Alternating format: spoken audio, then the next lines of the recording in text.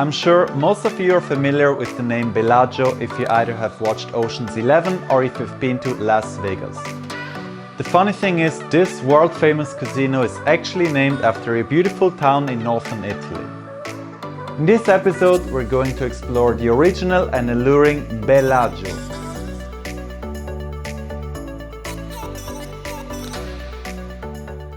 Hello everyone, I'm back in Europe. If you like anything about culture and traveling, then make sure you hit that subscribe button now. I've been here in Bellagio for 20 times, so definitely can trust in my recommendations. There are a lot of things you can see around here, so let's go and explore this beautiful place together. This town is a typical Italian village with a lot of beautiful, colorful houses and narrow alleys. Because of these things, Bellagio has become a very popular destination for people who love to do one-day trips. Usually the visitors come here by taking a ferry either from Menaggio, Varenna or Djemo. When you enter this town, you soon will appreciate its very charming atmosphere. There are a lot of beautiful shops around here that sell a lot of traditional Italian craft. Those, for example, would be shoes, belts, ties, but also glassware and Christian souvenirs. The best place to go for shopping is the Salita Serbelloni, which is the most visited in town. Also, one thing you have to know, Italy has a very rich culinary world. I'm sure most of you know about it already, but Italy is one of the best wine producers in the entire world. So no surprise, even in a village like Bellagio, you can find some shops that sell a lot of different kinds of wine. Among the many shops that sell different kinds of food, I would say Alimentari Gastronomia is one of my favorites. There you can buy different mixtures for pasta sauce. I've tried them out and they're very good. Speaking about food, there are also a lot of great restaurants in this town. Okay, we're here at Barchetta. That's one of the better restaurants here in Bellagio. They have a terrace up there with a really great view, so let's check it out. As you can see, the food looks very delicious. One thing you need to know about Italian cuisine, it's not all about pizza and pasta. Actually, in fact, this place doesn't even serve pizza.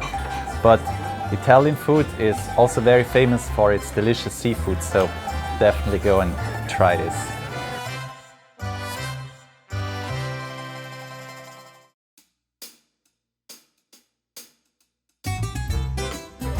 I would say you haven't been to Italy if you haven't tried gelato. It's one of the obsessions of Italians, and what is very different about ice cream from the US or Europe is Italians, they typically don't put scoops, but instead they will smear the ice cream. So yeah, definitely try one of those. I suggest Amarena is one of the best, yogurt or stracciatella. Cheers!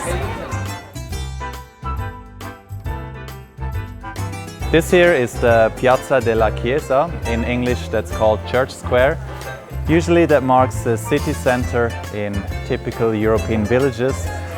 So the church here is actually quite beautiful. Let's go and check it out together. Although the interior is rather simple, I actually find it quite alluring. That is because of the unique black stone and the various Roman-style mosaics. Another beautiful place you should visit are the gardens at the Villa Melzi. From Bellagio town you will have to walk for 1 kilometer, which takes you about 15 minutes. At the gate you will have to pay an entrance fee which costs you 650 euros. Latest in reaching this pond, you're going to appreciate the beauty of this abundant botanical garden. There is so much to discover in these gardens, thus I advise you to reserve at least 2 hours for it. The gardens stretch over a strip of about 700 meters, and from time to time you will get a beautiful view on the Como Lake. Besides all the plants, of course, the Villa Melzi itself is very impressive. Just in front of the villa there's quite a large yard with a nice fountain. Although I didn't have time to film it, but apparently just in the building right next to the villa there is a large collection of pictures which are from the time during the Napoleon rule of Italy. Last but not least, you should also visit the very impressive gardens of the Villa Serbelloni. In order to visit the garden, you will have to go to the church square and purchase a tour ticket. The gates of the gardens only open twice a day for tours at 11 a.m. and 3:30 in the afternoon. Unfortunately, filming in the gardens wasn't allowed. However, I can provide you here some of the great lookouts so you can see it's very impressive. All in all, the tour was very interesting. We've reached the end of this video. I hope you've enjoyed watching it. If you haven't subscribed yet, then please hit that button now. Stay tuned, next will be Lago di Como.